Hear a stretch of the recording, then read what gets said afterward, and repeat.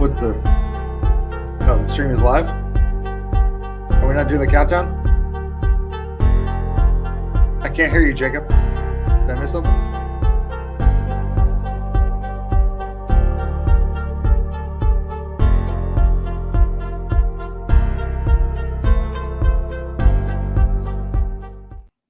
Now you can hear me. There we go. Hello, Frog fans. Welcome to Postgame Beers podcast. We are the Lupton Drinking Club, brought to you by our good friends at Hell's Half Acre Stadium Goods. They've got some great stuff. Go check it out. Thanks for listening. Thanks to you guys that are joining on YouTube Live. This is fun for us to interact with y'all in the chat. Damon Selman, appreciate you joining already. Subscribe to the LDC on YouTube. We've got Lupton Beers on Twitter and Instagram as well.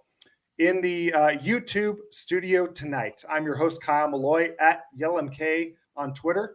We have our master of activities, Jacob Sailors, at JD Sailors. Of course, our producer, Crazy Ray Cartwright. We've got our Sultan of Stat, Martin Guerrero. Unfortunately, the horse, Garrett Evans, he ate so much turkey, he fell asleep on Sunday, has yet to wake up. So he's got big news, though. Should we save that for the next pod? Him. Yeah, let's save it for when he's live. Okay. All right. Well, let's tease that. So tune in next week for big baby news. All right. But we found a suitable replacement for our friend, unofficial member of the LDC and 2023 TCU Hall of Fame inductee, Matthew Perk. Matt, welcome to the show. Thanks for having me back. I didn't, after all the losses that I came on last year, I didn't know if you guys wanted me back. Well, you know what this voice means, right? Like, for everybody hearing this voice, that means it's almost time for Frog Ball USA. Yes, it's cold outside. So that means when we come out of cold, that means we're going into baseball. Hey, Matt, Martin once told me something that I really liked, and it goes back to when I was playing and now that I'm watching. It's like when it's cold outside, that means baseball is either ending and games are really important, or baseball's about to start. Do you share that feeling? Actually, I will say, yeah, this is the best time of the year, especially as an athlete, because for me it was always, all right, the season's ending. Thank God I don't have to see these people ever again for like at least 4 months. And it also meant like, all right, it's cold outside, so now I can go sit in the woods or I can go fish and I can do my thing before I have to go back and do this all over again. So yeah. So when you played for the Nationals or any of your kind of major league stops, when you guys got eliminated, were you like, damn, we could have made a run? Or were you more like, thank God this shit is over? How do I get out of here? Like, well, are we packed? Is that we packed? Yeah, we're ready. Let's go. Meanwhile, the fans are on Twitter like bitching in the ads, melting down. These guys, they deserve it. No, we don't. We need to go home. Matt, along those lines, you were once drafted by the first place Texas Rangers. You get a ring? Yeah. First off, do you get a World Mine Series says something ring? different. Are you still a fan? Were you ever a fan? Yeah, I was a fan there for like 3 months. It was going to be great. It's going to be great. They just didn't show you the money, right? Yeah. Well, they ran out of money. That's what happened. They ran out of money. That was their problem. But no, it's great. I mean, it's awesome. It's awesome for the city. It's really cool for those guys to see that. It's one of those things where I've got some guys on the team that I played with or against, so I know them, so I'm happy for them, and just to kind of see it. But it's good for DFW. I mean, just to have that, kind of have that experience. I know a lot of people. I mean, there's been people that have been Rangers fans for the entirety of their existence in Arlington, and they've never seen. You know what I mean? Like, and it's like all of the pain that happened in 2010 and 2011. Like now it's all good. Like everybody can breathe. We're good. Squared up now. The irrational it's dynasty time are now like, oh yeah, we got to win next year. Like we just got to do it again. That's just how this happens. That's what MK thought back in 2015. I think it's 2015, right? Royals dynasty. Dude, yeah. I never thought that once. I can die happy because I've seen it happen one time. How old was your kid when the Royals won it? Reed was 4. he was. Does he 4. remember anything about it? The only reason he remembers it is because I have videos of us watching the games Yeah. and cheering. And now he's old enough that we stayed up. I told you guys this already, but we stayed up and watched the World Series together. Yeah. So now he's a Rangers fan, right? Because we live here. So I'm like, hey, we're here. Like, if you want to cheer for the Cowboys, he's like, no, I'm fine. Yeah. I'm good there. He's gonna be He's gonna be the kid in school that everybody hates. I'm a Chiefs fan. I'm a Rangers fan. Dude, he wears his Mahomes jersey every Spirit Friday or whatever. It's like dude. Is he a Luka fan? We don't watch a lot of basketball. That's my fault. I don't watch a lot of NBA, but I mean, he would be if we watched sports. Is he a Jameer Nelson Jr. fan? Nope, not at all. More obscure DFW sports fans. There's going to be named to see if he has heard of or fan. Is he a Madison Connor fan? Let's talk about the Frisco Rough Riders. Hey, Jacob, I trust you had a good Thanksgiving. I'm going to give you 30 seconds to make your best Dak for MVP, #MV Prescott case. Okay. If you want the boring answer, it's since week 6, he has double the passer rating of any quarterback in the NFL. And if you want to say, those are shitty teams, then you can take the quarterback rating of any other quarterback against any of those teams, and Dak still doubles them. Who are you battling at on Thanksgiving for him? People are saying he's not a good quarterback. Who are you talking to in your family? Yeah, this might be more of an off the air conversation because it's not my family and I don't want to out anybody. Here we go. We'll save this for the Discord, the LDC Discord. Let's just say that if one day if I ever have to ask anyone an important question about my future, that man is not a Dak fan. Let's just say that. Oh my! Oh boy! Thanksgiving was great. Everything was fine, dude. Okay, so I hope y'all's Thanksgivings were good. I guess I'm getting old because I ate like I did in my 20s, and I've been sick ever since.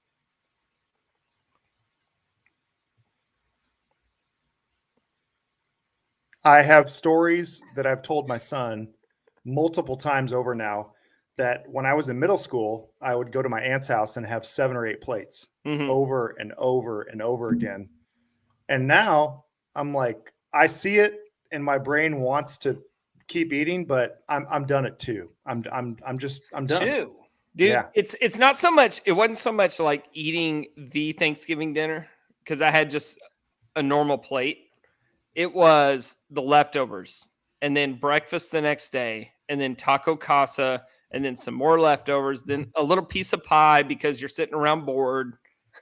It was an accumulation effect over the weekend. And now, dude, I've been kind of just sick this whole week. I've got Martin, a conspiracy theory about the NFL moving games to Black Friday and all that stuff is because they know people are sitting down eating leftovers. So let's just throw football games on. People are sitting on the couch. It's a good way to keep them. So I think the turkey industry and the NFL have been in cahoots about this the whole time. But it's also kind of a business thing too, because Amazon gets every Thursday game, but they lost this week, so they said, "All right, well, how about a Friday game?" Yeah. And the NFL said, "All right, yeah, I guess we got to give that to y'all." So it wasn't so much a greed thing as much as it was keeping Amazon happy. Did you guys watch the Friday game? I didn't watch a single play. No. I watched the film, Mary. It was awesome. That boy was great. I saw highlights of it on Twitter. I do have a question, though, along the lines of a Black Friday game and the NFL. Which game do you think was more exciting, Iowa, Nebraska, or Bears, Vikings? Ooh. More exciting or more watched? No, more exciting. We already know the NFL's well, I watched every single play of Bears Vikings because of interest. In federal interest? I didn't watch a single play of Nebraska and Iowa, so I guess my vote would be the NFL game. Gosh, I they're both watched so Nebraska, That's a tough Iowa, question, though. and I watched the Nebraska quarterback throw it right into the Iowa linebacker. With 20 I guess, seconds Ray, if left. you're not a fan of any of the teams, then fantasy football and gambling come into play. If I would have taken the under on Nebraska, Iowa, I would have probably voted that. But I bet on the Vikings money line. Wasn't the under And I like got 20? absolutely No. screwed. It was like 23 points or something. I mean, it was 23 and a low. half.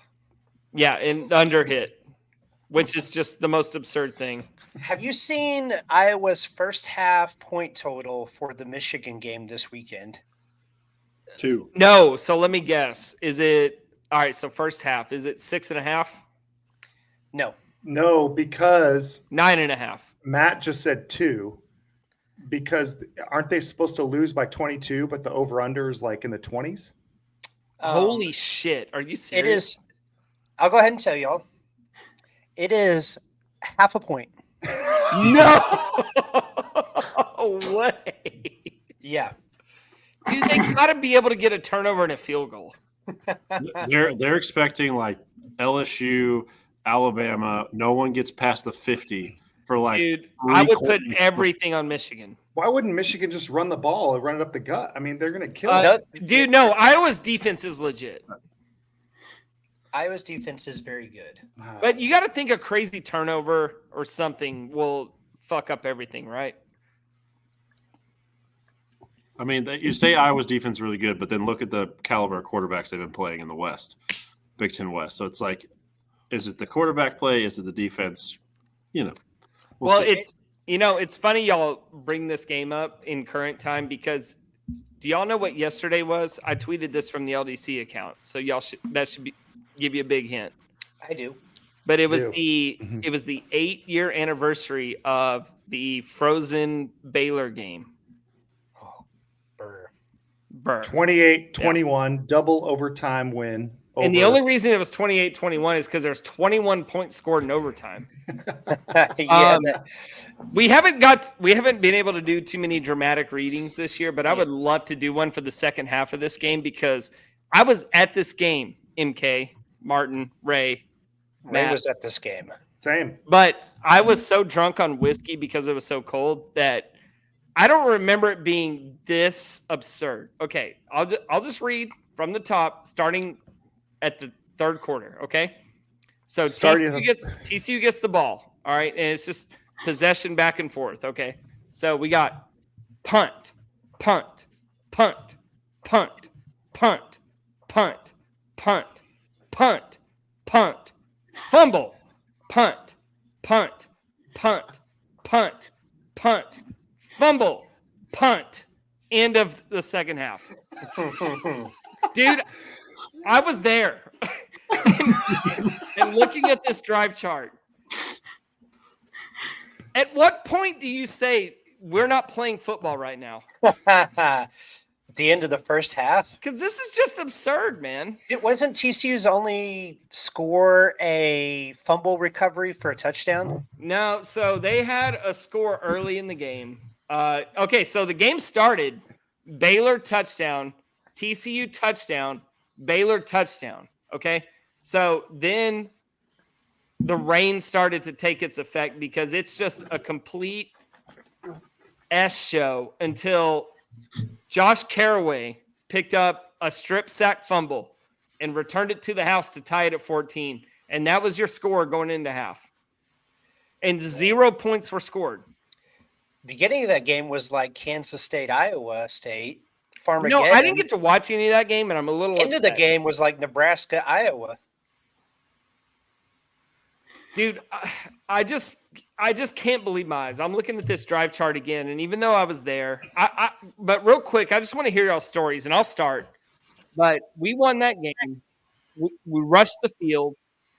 I remember the tickets owned, and now the dumb zones owned. Jake Kemp was standing next to me, wearing just like a one-layer jacket and a T-shirt. He's like, I didn't prepare well.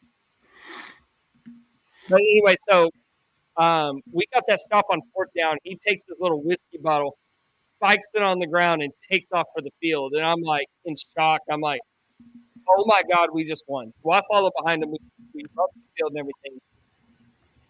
So we do the whole field rush, meet up with my friend. We get back to the car. We talked some major shit to some Baylor fans, almost got into a fight with them. And I actually felt guilty about that the next day when I sobered up. But just with all the whiskey and adrenaline, it fucking happened. So we go back. I was staying with my best friend. I was living out of state at the time, but I was staying with my best friend. Randomly, the most random thing ever, he had a sauna in his apartment that he was renting. And we packed in that sauna, full clothes on, everything, and just thawed out. So that was kind of my rundown. What was y'all's real quick? So for me, it was a last second decision to go. I went with my friend Sarah, and my selling point was, don't you want to say in 10, 15 years you're at this game? So we go. I'm wearing multiple layers of clothes, standing there, watching just miserable football. We were in the 200s. As it got towards the end of the game, I'm kind of looking at what the wind direction and all that, and then it's a strong, brisk north wind. And so we moved down to the south end zone because we know that's where overtime's going to be. That's where they're going to play overtime, is with the wind at their back. So we get down there, watch overtime, watch that incredible Ty Summers fourth down stop. And the great thing about the south end zone is it's a 3-foot drop from the stands to the ground. Very, very easy to hop over and rush the field. That's another thing. I remember after I got on the field, I helped like 10 people get down because it was such a drastic jump. Did it take it back to your Marine Corps days? Yeah, no, like, yeah. Rain? No, for real. Like, no man left behind. Like, for real. Sorry, go ahead. Oh, that was it. I probably poured an inch of water out of boots, cowboy boots, and I just had standing water in my boots the entire game. I think that's what I remember most vividly is my mom was in town and we had planned on taking her to the game. And so we got there, and I don't know if y'all remember, there was a lightning delay for a while. Yeah, delayed the start of the game. So we stood in the concourse, and my mom at some point was like, "Yeah, I'm out. Like I don't need to be here." How smart. And so Anna and I were like, "Well, we want to stay. Are you okay? Not staying?" And she's like, "Yep, I'm good." So she left. We stayed the entire game, and the entire second half. All I remember is obviously it was freezing, but my shoes at that point had been filling up with water. I had rain jackets on and everything, multiple layers. So I was warm on top, but my feet were freezing because of the rain, because it kept seeping up into my shoes. But we stayed the whole time, and watching that game was kind of one of those, it was one of those pivotal memories of TCU football, like top 5, kind of like not necessarily the best game you've ever seen, just of TCU football itself. Well, you have to think about what was going on at the time. Yeah, It was the South of Here press conference. It was Gary knowing what was going on down there before it broke, and him, not being able to leak too much to the media, but saying like our guy getting into a frat party fight is nothing like what's going on south of here. The hatred between Bryles and Gary, and the 2014 keeping us out of the playoff, like all the drama and buildup around the game is what made that game so great. I aspire in life to hate something as much as Gary Patterson hated Art Bryles. Pete Hughes. Pete Hughes. There we go. He's back, baby. He's back. It's baseball season. Pete's on. He never left. Hey, how bad is my mic? Is it real bad? It's better No, it's now. better now. Better now. It's better. Okay. Now. Well, Matt, were you shit. in the stands at that game? I don't think I should share my experience with the game with you guys because I don't know Alright. if you're going to. So I was at the game, yes, but I was in a founder's suite. So Of course. I was Fake dry. fan. I was dry, but Fake but fan. it was a great game. Loved it. I got my punishment post game because that was at the time we were living in the Woodlands, and so I came up and stayed with Josh Elander at his house. Well, Josh's house is the way it's situated. Water collects rapidly in and around his home. And so, like, legitimately, we got done with the game. We get home, probably like an hour from being home, water starts coming through the doors. And so for the next 3.5 hours, him and I are in his backyard bucketing water away from his home so it doesn't flood the entire house.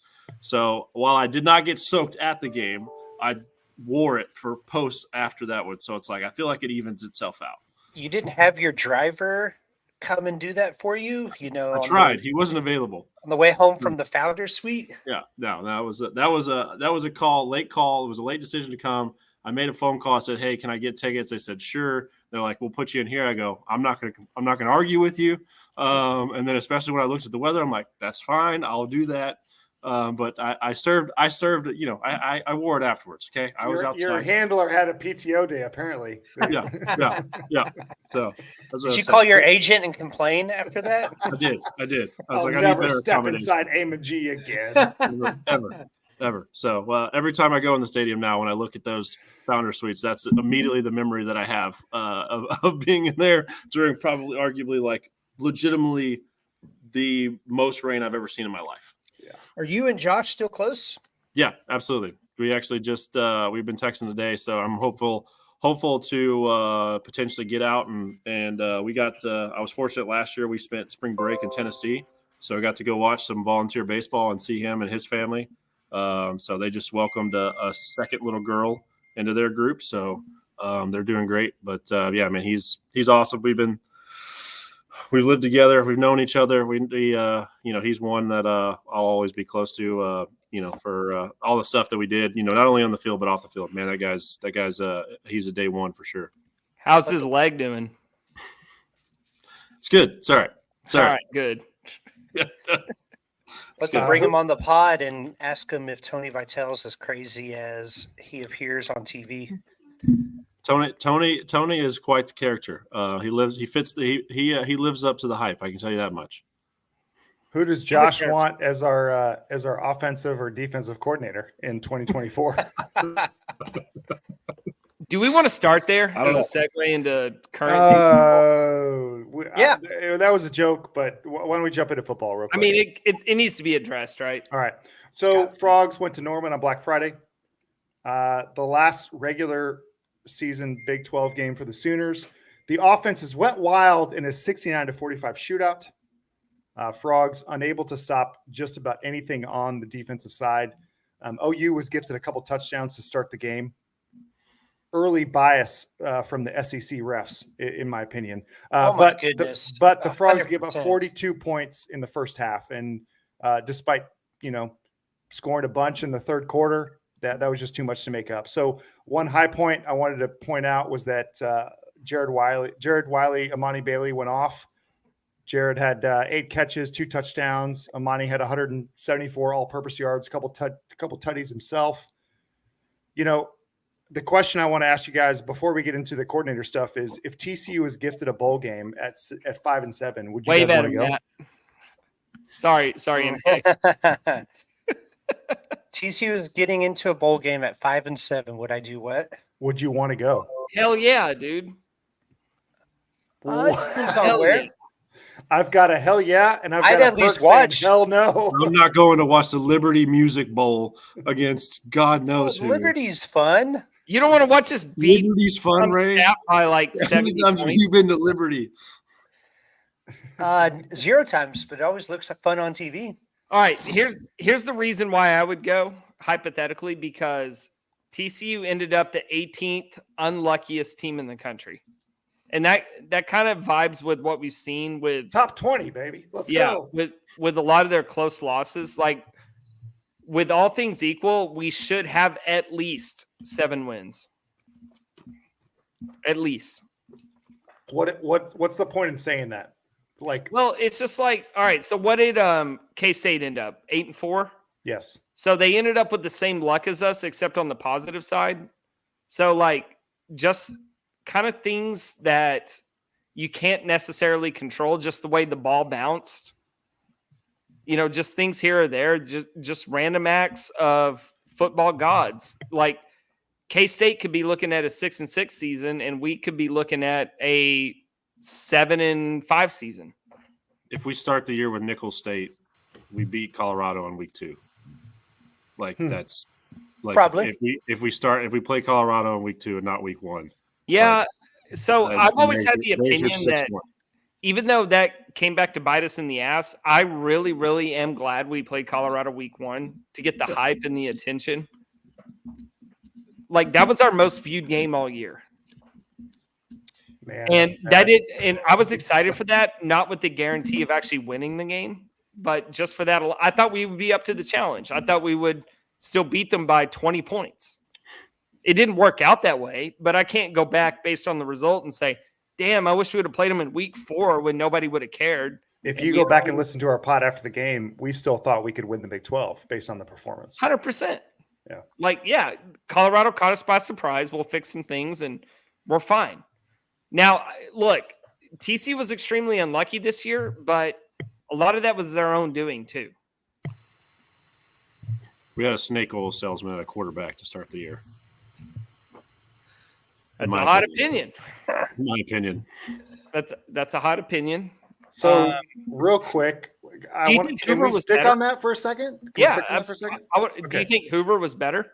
Because he beat out Max Duggan in 2022. He beat But out I Josh think Hoover. that narrative that he beat out Max Duggan I don't think it's a true he straight up they said, hey, Chandler, you are better than Max. I don't think it's that. I think that Chandler fit a certain package of plays that they wanted to run early in the year with their offense better than Max did. But then as soon as you flip the switch, like the whole thing is we always talk about like the saying in baseball is getting Wally pipped, right?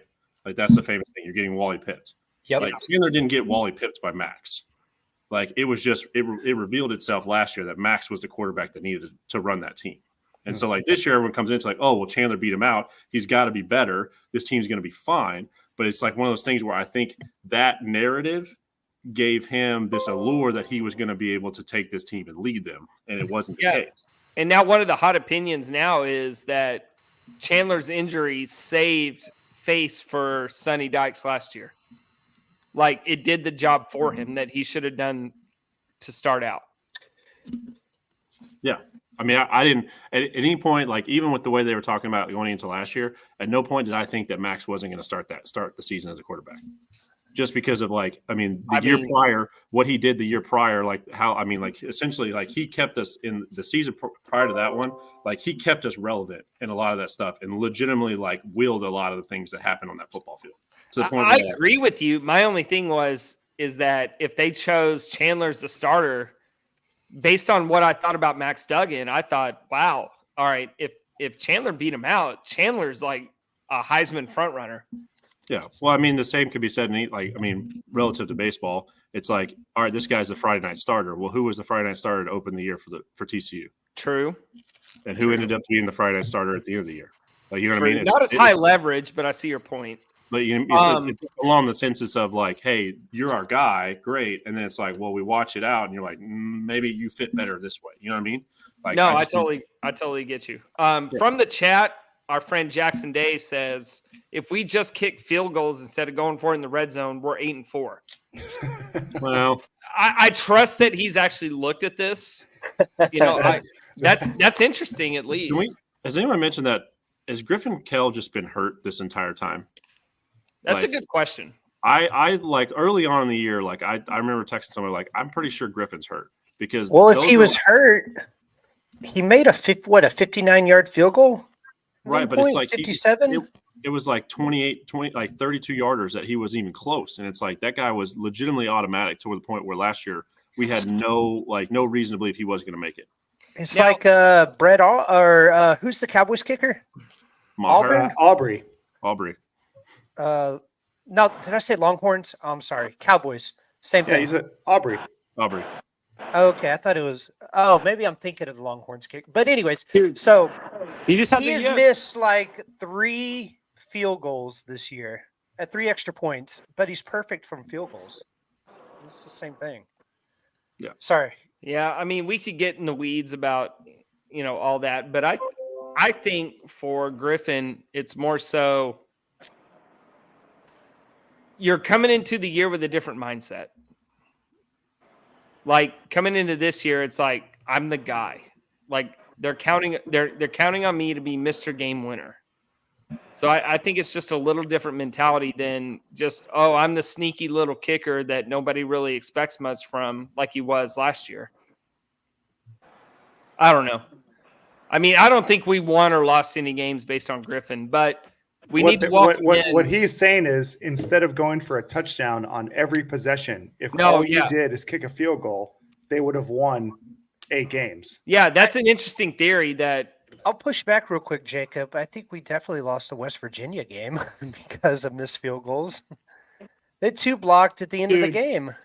Dude, I never blame anything on kickers. No, like I agree. JD, I completely agree with you.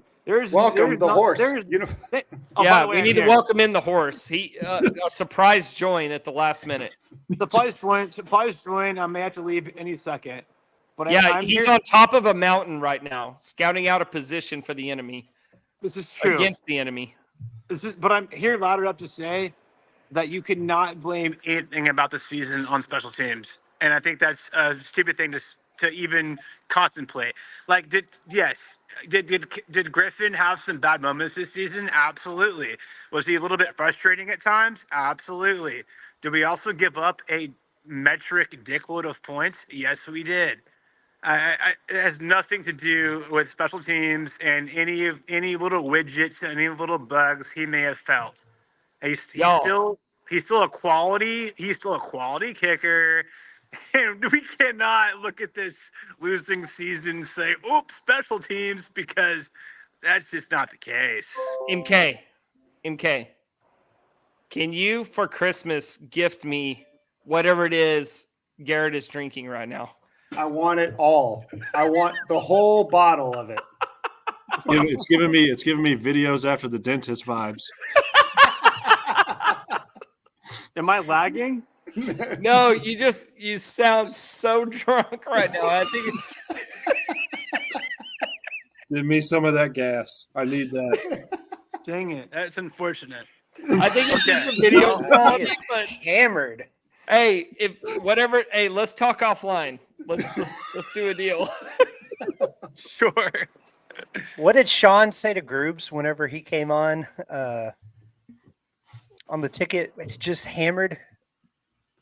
You remember that? Yeah, it was after Darvish got traded.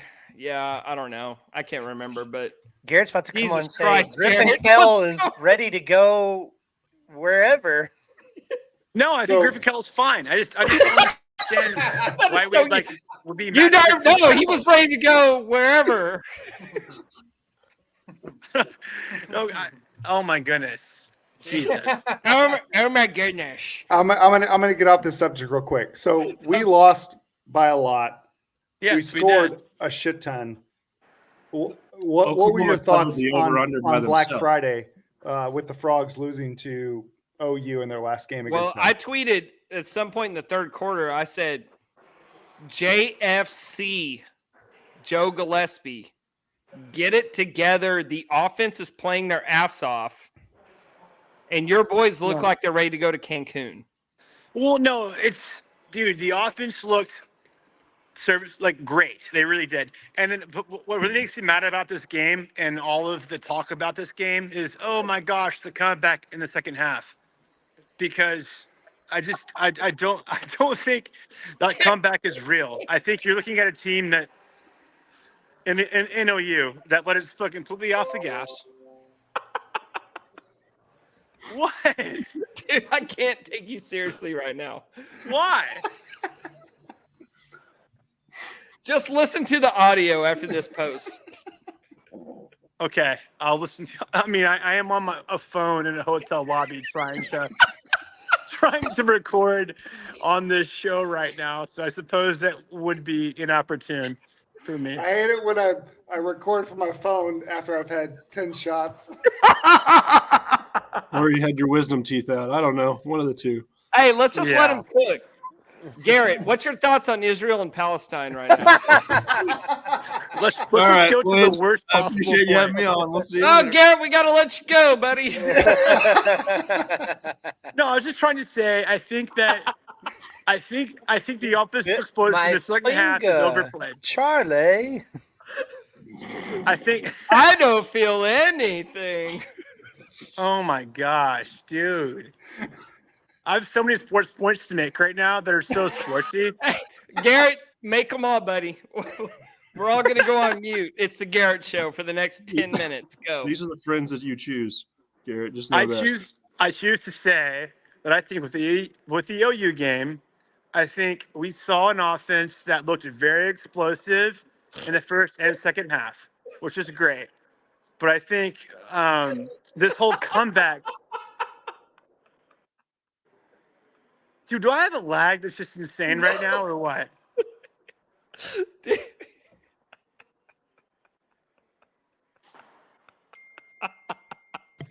I'm trying to talk about TCU's defense, and no one is listening. I think we're listening all right. I think Oklahoma let off the gas in the second half, and TCU was given an opportunity to have what looked like a comeback, and I don't think it truly was. It does not inspire more faith in me in the 3-3-5 at all. Because some folks are saying, "Oh well, shoot, they kind of had a little bit of a run there."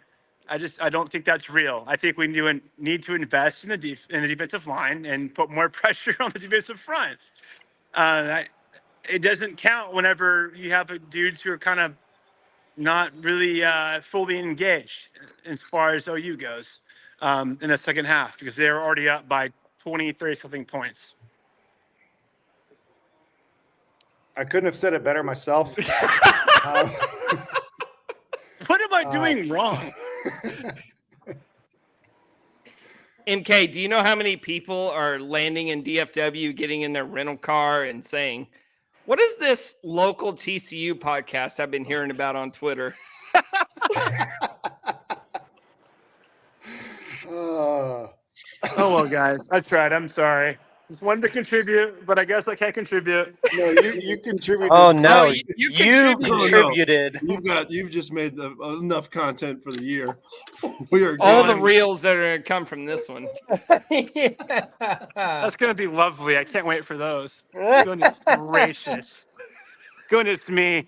Just so I can tell you that I don't think the defense is that impressive because they kind of held Oklahoma under 2 scores for like 30 seconds. Goodness. Did you eat a wasp or a bee before you got on? Garrett, Oh, no, now we're objectifying how I look. Garrett, Wow. read this comment from Damon. Speech sounds slurred and like you got dental surgery. That Damon, I'm probably on a fat delay. I'm sitting in a lobby. I'm sitting in a lobby of a hotel trying to talk to you.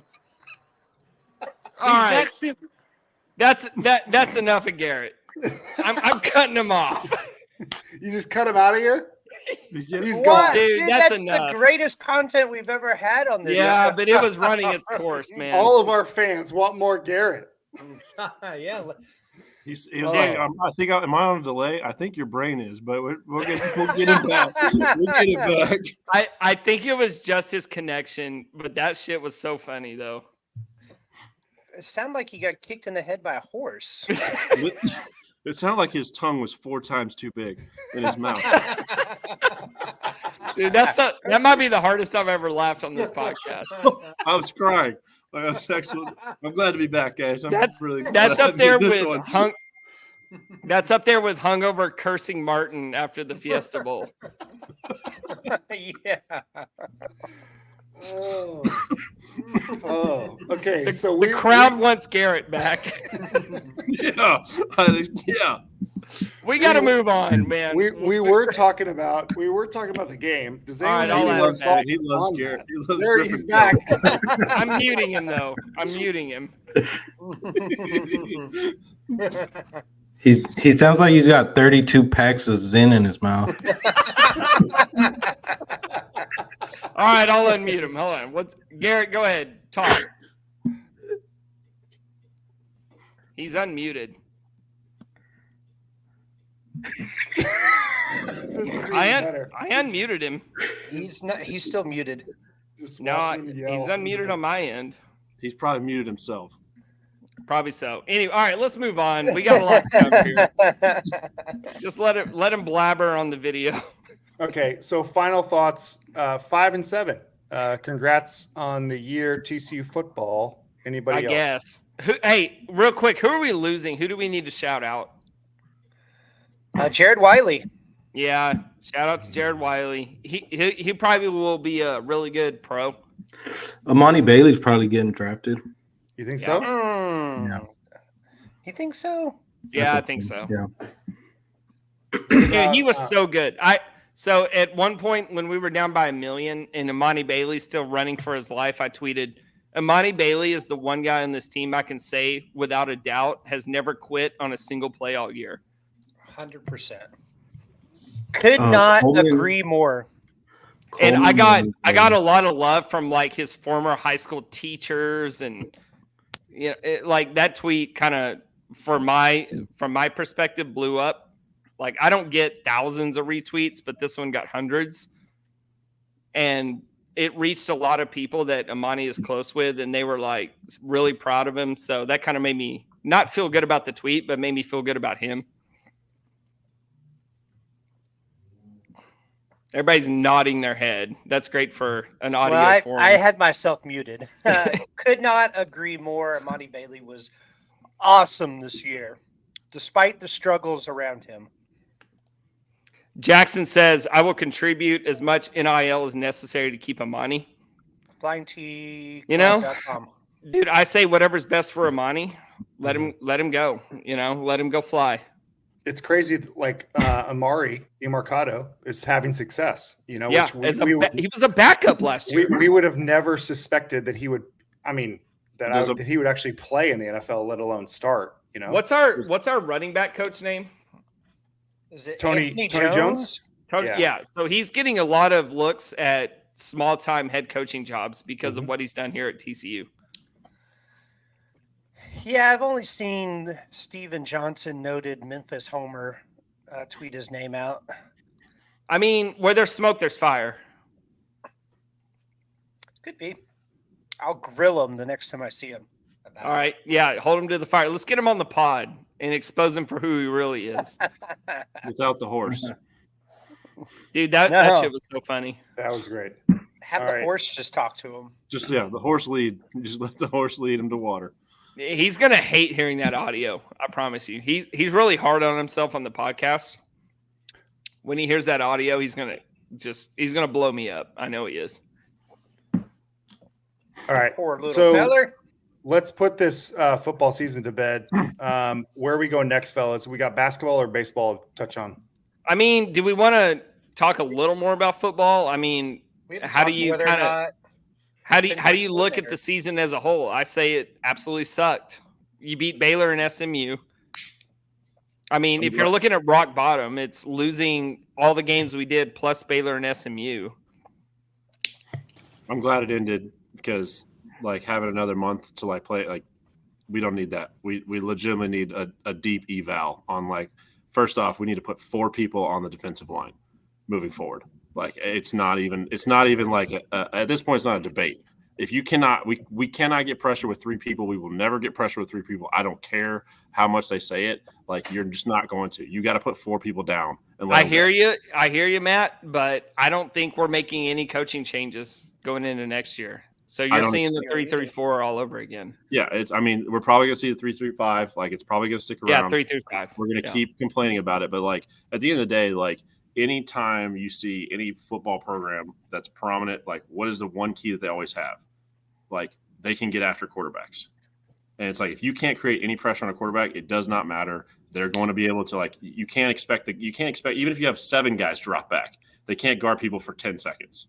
And it's like that's pretty much what we give quarterbacks around here. So until we can unless they can find 3 absolute specimens to be able to beat 2 guys beat doubles and 1 go 1-on-1, we're not gonna see what we want to see. See, I think the 3-3-5 is weird because most of the Big 12 runs the 3-3-5 defense, and a lot of those teams have success. Iowa State has success with it. You just got to have linebackers that have gap discipline that can come in behind these defensive linemen and get to the quarterback. That's what we had last year in D Winters, right? You also had Dylan Horton on the edge that made that defense, it wasn't special, but they made plays, right? They didn't make plays this year. That's the huge takeaway. You got to have those linebackers getting those gaps. Yeah, but we're moving into a realm where we're going into a extended playoff format where eventually you're going to run up against an offensive line that can stop like that. That's going to be big enough to handle it. You know what I mean? Like it works if we're all playing the 3-3-5 because we're all a little bit, but like eventually we saw it once we went to the national championship. We didn't even Georgia didn't even feel that we were even on the field, like on defense. You know what I mean? Georgia's another level, but Michigan's just as big. Nobody's beating Georgia, man. No, I'm not saying that. I'm just saying, like, eventually, yes, you're right. Like, it does work in the cosm of Big 12 play and where we're at. But as we're getting into a pinch, like, if we want to do anything and win a national title, we're going to have to get to the point where we can get pressure without having to use linebackers in that kind of situation. We got to have defensive linemen that can do it. And I don't think you can do it with 3. I agree with you, but I think it also does. I think it comes down more so to overall talent. Like we went up against an NFL team in the national championship game last year. 100%. Yeah, no doubt. No, I'm not saying that's the end all be all, like the rule of it. I'm just saying that like that's where we're headed if we want to go make deep runs in this next format. Because we got pressure on McCarthy. Yeah, and Michigan had the best offensive line in college football last year. McCarthy has 1 loss in college in his entire career. Do we know for sure that Gillespie would never stray away from the 3-3-5? I have no reason to believe he would do that. Why would he? I'm just asking the question. He if things aren't working on the defense, but he stays, are there any concessions he makes to say I'm going to do things differently? I mean, no, because this isn't like a video game where you can just change styles. You are who you are. Joe is 3-3-5. Right. So if you were to switch to a 4-down lineman, you would just hire a coach who runs that defense. Yeah. Yeah. Yeah. It's a good question though, MK. I mean, I guess it would. The only example I can think of, MK, you're talking about is like when we finally went to the air raid offense and like Patterson let go. Like he finally let go and said, okay, we can bring in somebody that does it. But he brought in somebody that does That's what I'm saying. He brought in somebody that does it, but it was like that was always the battle there leading up to it. Was like, okay, when is he going to let go and just finally let this and stop leaning and say we're just going to run the ball and play defense? It's like we can't keep up. I feel like it's a similar situation we're in now. It's just on the other side of the football.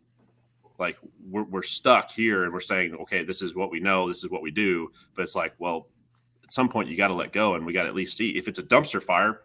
You can always go back. Like, you know what I mean? Like, it's not like you can just it's not like it's something you can't not go away from. Like you can go back to it. But I think we're in the same spot now as we were back, when we were trying to make that transition over. So it's a very interesting 2024 because if the same results happen as this year, then Gillespie's gone, right? So he has to figure something out to change. I don't know what he's not going to change his scheme, right? It's a 3-3-5. What does he change to make sure that the same results don't happen? Because he knows he's going to be gone after next year if we're in the same place. Dude, if I had to make a prediction right now, we're just going to run everything back and he's going to be let go like 5 games into the year. I think offensively we may cover up some wounds. Like we might cover some of it. But that's my concern, Matt, is that the Bryles offense doesn't jive with the they don't mesh. Gillespie defense. Yeah. And if one's going to go, I think it's going to be Joe. Is that a T-shirt? Dude, What there's some real hatred out there online for Joe right now. Yeah. What if TCU did this? Brought back Gary Patterson to be defensive Stop. coordinator. No, we're not. No. Wait, If Arkansas can bring Bobby Petrino back, why not? That took No. like 20 years. Yeah. And Arkansas is crazy. Arkansas is crazy. no. Now I that mean, is to Jacob's point of the offense doesn't mesh well. I mean, is there a symbiotic relationship between your offensive scheme and what you run defensively? Because if your offense is an up tempo, go, you kind of need a defense that's kind of a little, I don't know, kind of the same style. Someone that's not going to wear out quick. No, I don't know. think it's going to work. Can I just a broader point about the offense, and this is not to do with Bryles himself, right? But there were multiple times every game where I wished we would have slowed down. That's it. That's the only point I want to make is just slow down, get your play call, make it the right one, and do it.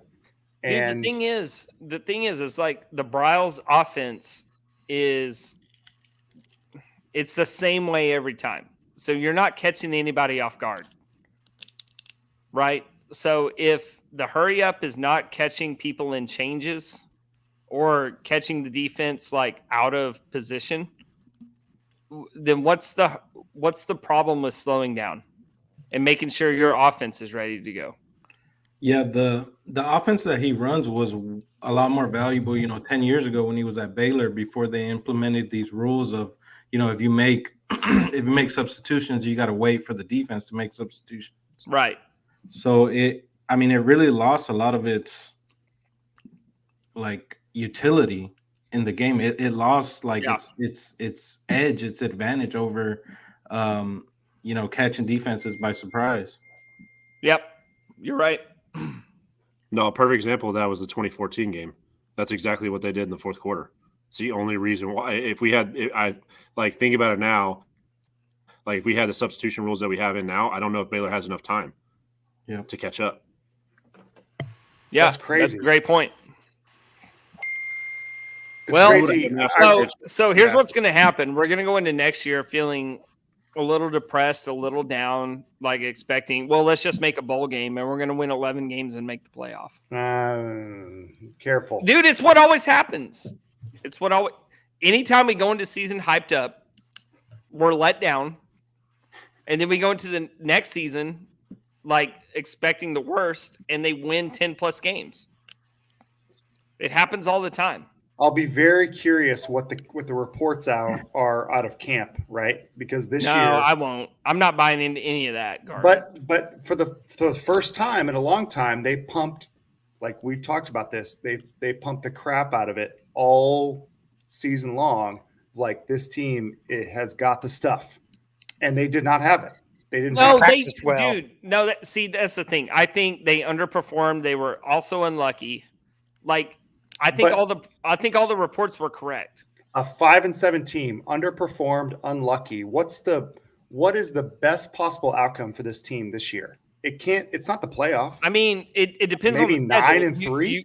Okay, but you already don't have Texas and OU on the schedule next year. Why isn't the playoff on the picture with it expanding to 12? Playoffs should absolutely be on the table next year. You should always. Now that with the 12 team, heck yeah. I was talking about this year, but yeah, I get your point for next year. Oh, my bad. So that's all right. All right. Do we want to go into baseball? Yeah, let's talk about some good times.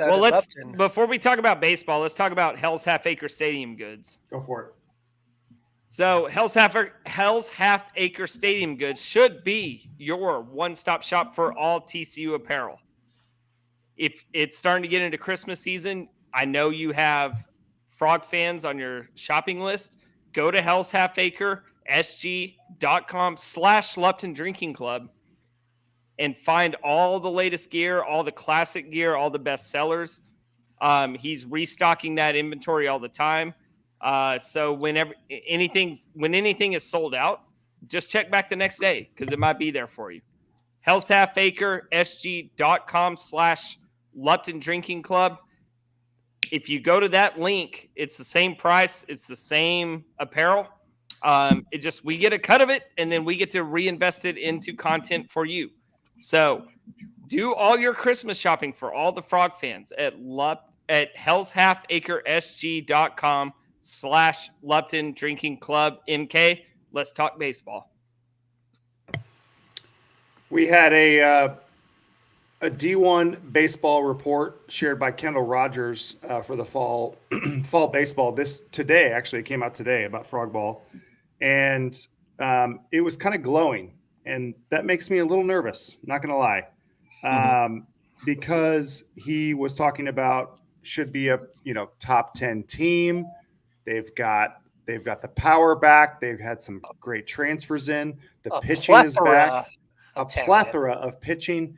And I guess what I'm curious about is, Martin, you were at some of the fall ball games, and especially the purple and white kind of series. Do you have any disputes that you want to air out, to Kendall tonight? Because I know he's listening. He's a big listener of the LDC pod. And you're always warring with Kendall. Yeah, we're beefing all the time. He probably doesn't even know who I am. Oh, he will after this year. I'm going to make a point of it.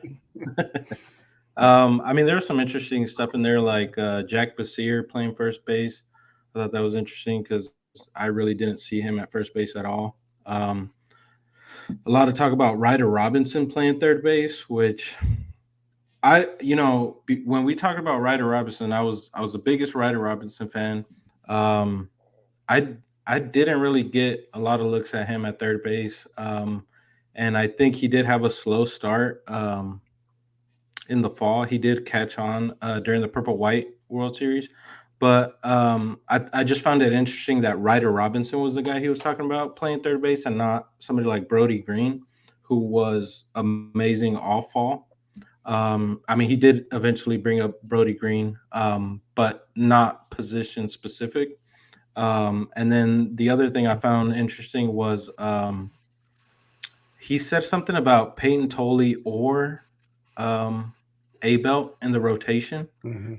He said, which if that's the case, I'm pretty sure it's going to be Tolley in the rotation and A-Belt in the not necessarily a closer, but in the bullpen, in the back end of the bullpen, probably a multi-inning guy. Can we talk about that real quick before you go on to another point? That was the last point I had. Okay, so if I would love A-Belt in the rotation because I'm all for getting your best guys in the rotation. But if Kendall is correct in his report and he wants A-Belt out of the bullpen, does that kind of raise concerns about the bullpen? Or I don't know. What is your reaction to him saying it's Tolley or A-Belt? Perk. I think if this team has been A-Belt throwing as a starter pitcher, we're in a lot of trouble. All right. So you have the opposite view of me. Yeah, we're in a lot of trouble. Which means I'm probably wrong, but I would love to hear why. Not saying you are. I'm just saying in the way it looks like, because you're right in the side, you want your best pitchers to pitch, but how much more valuable is a guy being able to throw twice on a weekend versus one time? Because what happens if he goes out, throws 6 shutout, and then the next guy comes in and gives up 7? We lose the game. It's over. We did get nothing. But if he shuts off and he closes out Friday night and Sunday and you win a series, which one's more valuable to you? No. What if on the opposite end, you go out and get shelled and you're on Friday or whatever. Let's say he was supposed to be a Friday night starter. You take him out. Now you get shelled, so you bring him in. You're down 5 runs. Mm-hmm. Okay, now you've got to come back. Whatever, you might not use him. Yeah, but on the length of a season, though, you're going to have more weekends where you're going to need him multiple times than the situation where he doesn't pitch at all. You know what I mean? And so, that's my point is like him having to start. If he has to start, that means that you're in a situation where who's covering the back end of that bullpen? Because it wasn't like he was coming in for 1 inning. Like he was finishing games. He's not a closer. He's a finisher, in my opinion. Mm-hmm. Like that's a legit role. like finisher. It is, hey, here's the ball. No one else is showing up. You've got it till the last out's made, type thing. And so to me, if he's having to flip to go into the front side into the rotation, then who's the finisher? Like, Yeah, this team doesn't have usually, a hallmark of TCU teams past is they've always had that guy, that dude in the bullpen, that one guy. But that also comes at the expense of having that dude on a Friday night. And to me, that's what separates, like last year when a team like Tennessee, Wake Forest, or Florida wins the national championship. What do they have that we don't? And that is a dude on the mound on a Friday night, like your guy. Now, Klecker was great. Jared Janczak was great, but they eventually got outmatched by a Ben Abelt type on the other side when it came down to winning a national championship. I disagree if Klecker was outmatched. I mean, he went toe-to-toe against Florida. Sort of. I mean, he lost. Yeah. But he only gave up 3 runs. Yeah, and he lost. And Janczak only gave up, 4, and he lost. Yeah. I think you also run into is we don't know what Ben Abelt looks like as a starter each weekend of what that looks like, because it's great. And in sample size that we have of him throwing multiple innings and stuff like that, It's effective. But what happens when he faces a lineup for the 3rd time? What happens when he sees a team again? Like that, this is a totally different, and no knock to him. He's a great pitcher and he does really well, but his secondary stuff is not wipe out, swing and miss, completely done. You know what I mean? A lot of it is deception. A lot of it is his fastball getting in on guys and that kind of stuff. So to me, that's a concern too, is does he have the secondary stuff to actually legitimately be a weapon on the weekend, week in and week out? Matt, I have a question for you. Will Sarlos start him as a weekend starter and let him have that role, or do you think he's going to continue him as a closer or midweek starter or whatever, and move him into a weekend role if he performs that well? He should start the season in the bullpen. I think he starts in the bullpen. He's going to be in the back end because he's the only one you trust to finish games right now out of the back end of the bullpen. And so he's going to start there. I would imagine that, and then if it gets to it to where we're like, hey, we're not competitive outside of Fridays, we've got to find somebody that can handle Saturday or Sunday, then you can see a situation where he moves up. But I don't think it's easier to replace the back end of the bullpen versus the Friday night starter. No, not in the situation of what on paper it seems that it would be the easier way, but it's not the case, because in the way it go, the mindset that you have to have of being the guy to finish games and come in and close it out is a completely different than having a starter's mindset. I mean, I had to do both. I had to figure out which way. I was a starter all my life until I transitioned into the bullpen. It's a totally different mindset. Right. Having to go, to me, it's much easier if you have the mindset of I am coming into the game when it's traffic on the bases, it's ugly situations, I've got to make pitches, I've got to do it now, to, hey, I'm starting a clean game, I'm starting a clean inning, I've got this, all that kind of stuff. I think it's much easier to go from the back end to the front versus the front to the back. I will say they have a guy kind of like that I would trust in Hunter Hodges. He showed that several times, bases loaded, no outs, and would get out of it. Yeah, no, he outside, and based on last year's team, I would say outside of Garrett, Hunter probably had the most swing and miss stuff. He probably had the second most swing and miss stuff out of the bullpen. And so, yeah, I mean, Hunter's a guy that you look at, and if he can be the one to hold it down, then it gives you liability and freedom. But what I think it does is it's kind of like the situation where Garrett gave freedom for Luke to pitch whenever they needed Luke to pitch. Mm-hmm. And I think this does the same thing. If Hunter can give freedom to allow Ben to pitch whenever he needs to pitch, Ben will come in the game at the 5th inning and pitch the 5th, 6th, and the 7th. And they'll get that bridge. You know what I mean? So I think that's the situation. But if Hunter can't do it, you're going to sit there. Perfect example was Halen Green. That's what Halen Green was, the guy going to finish the game. That's what he was going to do. And that his last year, there was times when we didn't get to use him because we couldn't get the innings prior to it. But at the end of the day, it was one of those things where you can't just flip it on its head and say, we got to start him just to be able to use him. because when it mattered the most, it'll even itself out the way that I look at it. Well, on that point too, I think going back to Halen Green, I think there were a lot of times that I felt like we could have used him more.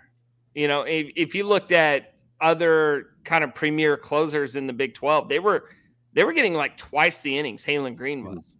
So if you put Ben Abelt in that role, are you risking hamstringing him and not using him as much to his potential as we could if we used him as a starter? Yeah. No, I think you're right in that sentiment of like that thought process, but I think what he did last year, if he does that again this year, we will get the maximum value out of him. I think if you put him as a starter, I don't know if it goes as well as we want it to, because again, like I said, my issue is with the secondary stuff. It's not like he was going out there and it was 3 innings, 8 punch outs. Like, you know, it's just one of those things where I would feel more comfortable with a situation where give him the short stints, allow him to see guys once or twice, because he's not a comfortable AB. But, you know, it's one where I think if you long-term, if you put him out into a starting role, we just don't even know how he's going to respond. I mean, you know what I mean? Like, right. We don't know what that looks like come May if he's been, you know, throwing as many innings as he has. Granted, you know, he just came out of high school and went the opposite direction. But, I mean, he still did throw a ton of innings last year. So I don't know if we tax him up and run him up in the bull, like run him out there on the weekends. I have a question for you, Matthew. What's the harder adjustment to make? Because, you know, coming in from high school, these are all starters, right? They're not bullpen guys. So, you know, TCU at their disposal right now has as Kendall said, a plethora of starters and not a lot of bullpen guys. What's the easier transition to make from being a starter to going to the bullpen, or going from the bullpen to becoming a starter? It's the bullpen to the starter, just because of your mindset can the timing that it takes for you to get ready lengthens, if that makes sense. So, like, instead of it having to be like, if you're in the bullpen, the shots are fired and it's go time. We can't be out there for 30 minutes getting loose and all that kind of stuff. You got to go and you got to be ready and you got to do it again. And you get a day off and you do it again. Like, so that's different to them, where they're used to showing up the ballpark 2 hours early, putting their cleats on, all that kind of stuff. So going from the bullpen to that situation is easier in that regard. But for these kids, a lot of them, they were starters, but as soon as they walk in on campus, they're told, hey, you're not starting on this team. Like, it's just the truth. You know, you walk in there and it's like there's about 7 or 8 people that they're actually legitimately going to allow to lengthen out to be starters. Everyone else is going to be the bullpen. And so, like, you know that right away. So especially this young, you know, the younger class coming in now, those guys came in. It wasn't like, hey, you're coming in and we're going to lengthen you out. It's like, no, you need to get used to this. This is what we talk about. And that's one of the first things you do with these young pitchers is, like, you start walking them through what it takes to be in the bullpen versus being a starter. What did they tell you when they were recruiting you, Matt? Please don't sign. You're going to be our closer for a couple of years. They told me that I wasn't going to be there. For us. No, they told me I wasn't going to be there. Shout out, Arkansas. Wasn't going to college. Speaking of Arkansas, TCU's got a good kid that came from Arkansas that Kendall was raving about in Zach Morris. Now, he didn't have the numbers last year that really stand out, but, you know, apparently he made it quite the impression this fall. And he should be another option down there in that bullpen as a multi-inning kind of guy. So did he pitch in the game when TCU scored 20 runs? MK, we ate his lunch. We hit the shit out of Zach Morris. Hey, I forgot to tell you all. So I drove to Missouri for Thanksgiving, and I was not expecting this, but we drove right by Baum Walker. So I was like, "Oh, Baum Walker," and Anna's like, "What's that?" And I'm like, "Oh, that's where we destroyed the Razorbacks 2 games in a row." It was awesome. Did you get out and take a picture? This is where Trey's home run landed. Yeah, one of his 7. One of 3. Yeah. So with Zach Morris, I was reading that he developed some pitches that he hasn't used before. And I guess that can happen in your 6th year as a college pitcher. I don't know. We better try something. Yeah. Better try something. Is it one of those things where you always had that pitch and that your previous staff that you were on, they just don't tell you to use that pitch? That's a good thought. Does that happen? Yeah. I mean, every place has their own philosophies of what they want to do. I mean, there's places, programs that it's important for them, like fastball slider is the only thing they want. Mm-hmm. They want every guy out of the bullpen, you're going to be a fastball slider guy, no matter what. If you don't throw those, we better figure out how to throw them. And then there's other ones that they value different things. And so, yeah, you can have a situation where you can be at a place where, they don't necessarily want, overhand 12-6 curveballs. Like they just don't. That's just not what they want to throw. Yeah, inner Kirk Sarlos. Yeah. So it's like you read about a recruiter, a transfer, like, oh, this guy has a 80 grade curveball. Well, that's good for him. He's never going to use it. Put that one in your pocket. Okay. So because I don't know this, how do you decide as a recruit or a player? This is the team that's going to give me the best chance to be successful in the current position that I am, or in the as a major leaguer. Like they're going to prepare me for the major leagues. That comes down to you got to have honest and intentional conversations.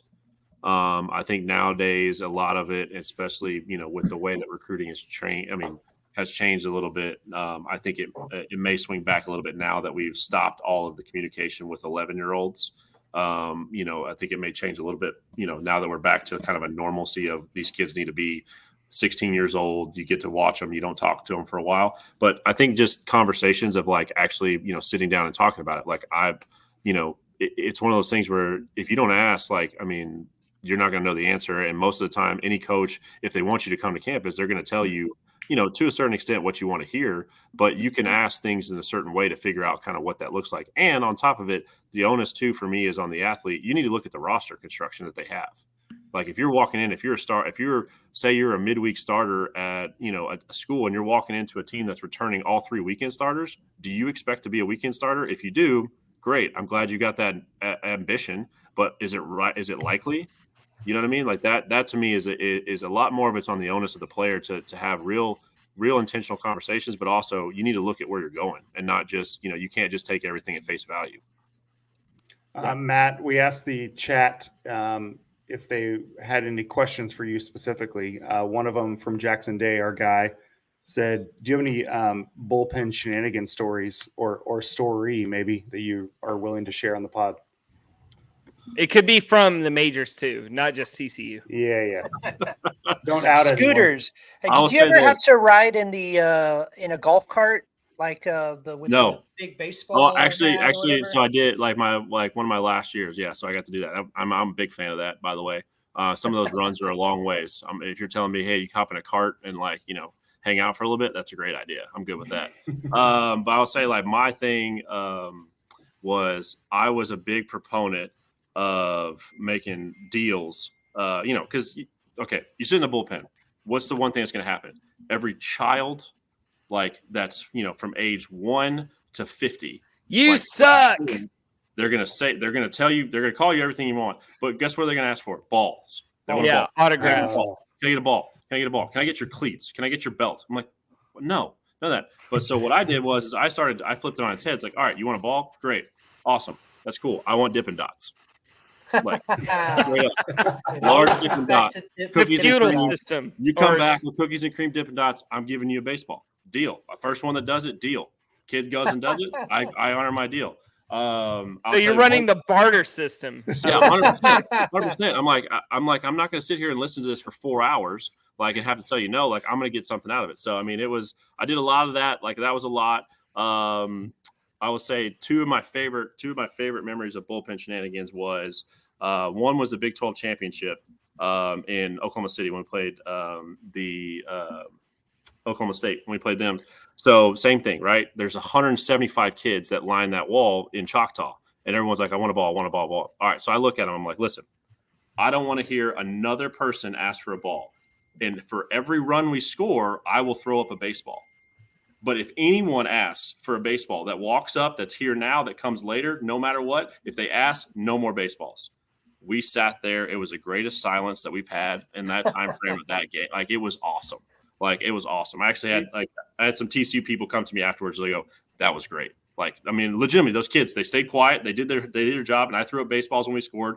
Granted, we scored a lot of runs that game, so we didn't come home with many baseballs, but like, it was peaceful in the bullpen versus just hearing ball, ball, ball, ball. We need Garrett to make the Michael Jordan meme with Matt Perk on it. Oh, F them kids. Yeah. Hey, Perk, we did have you another ever one. have to pee in the bullpen? Yes. So that does happen.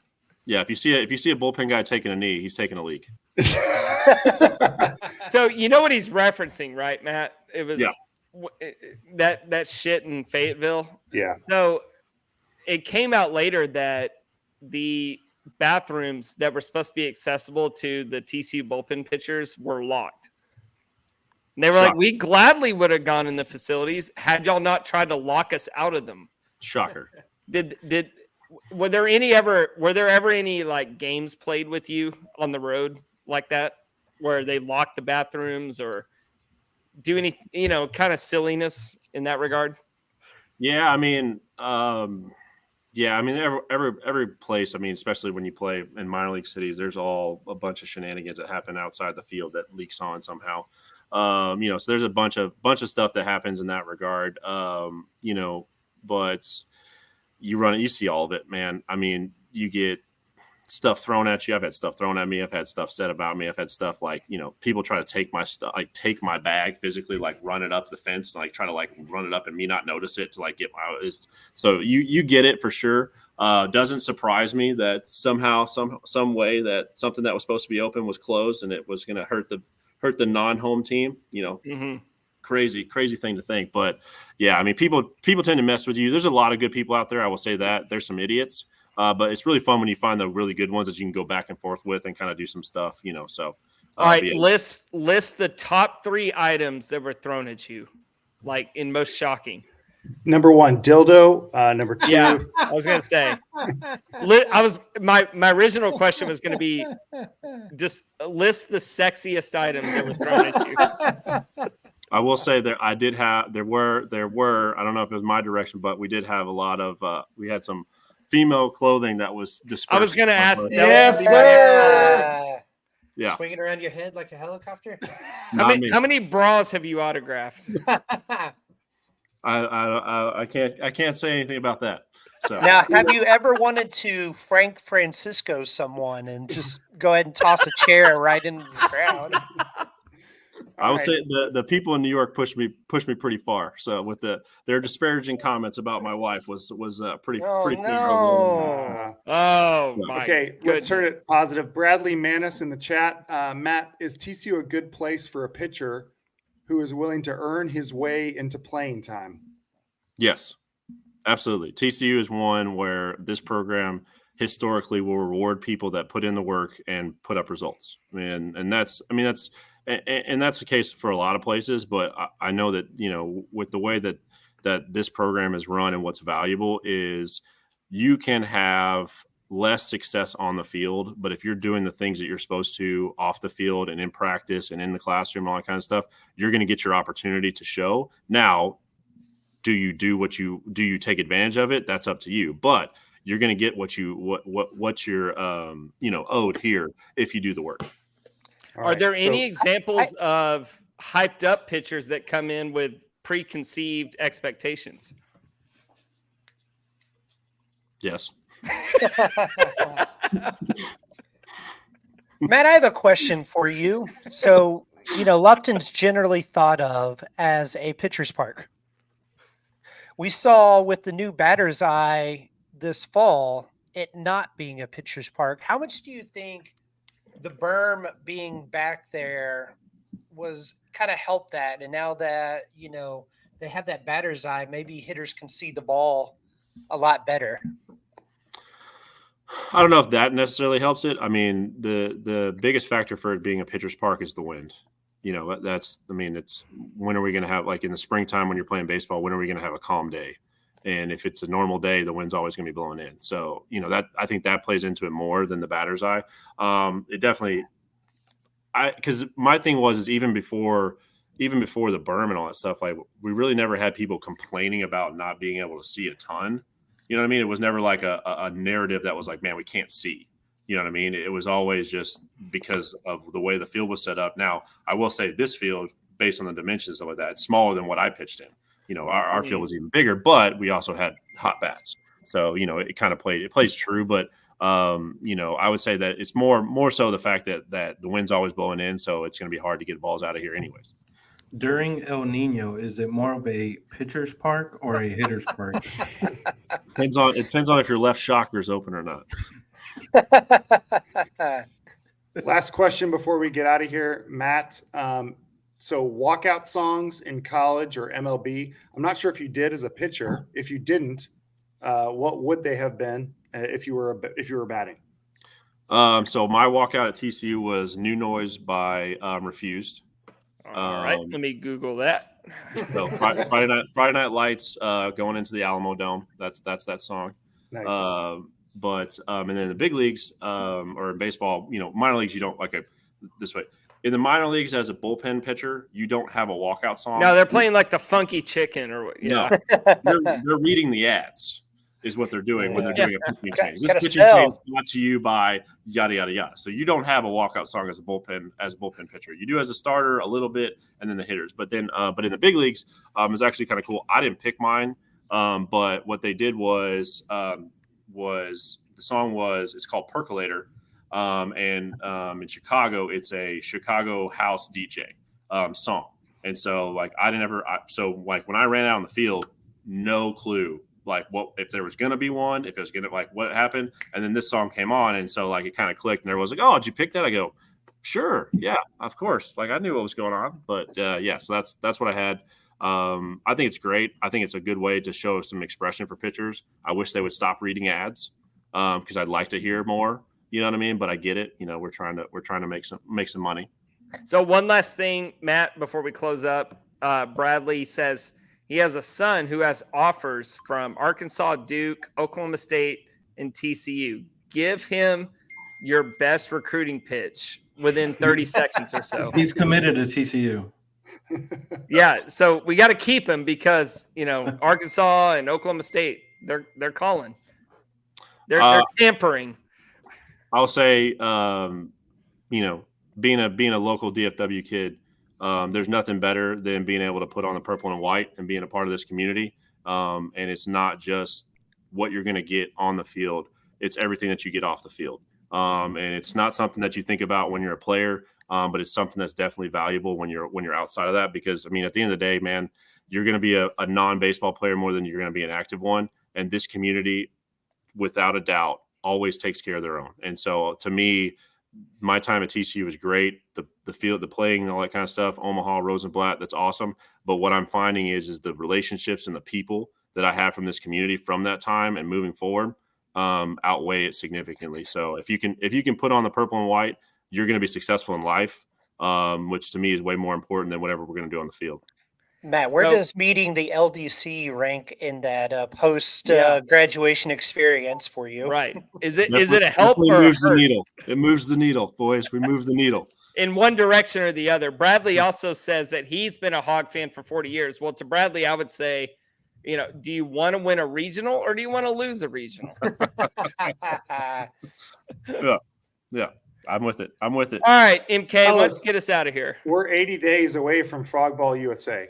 Just want to throw that out there. So really feels good to talk about that, especially after kind of a down football season. And but it was good to chat it out tonight. So thank you, Martin, Ray, Jacob, Matt. I appreciate you being on tonight.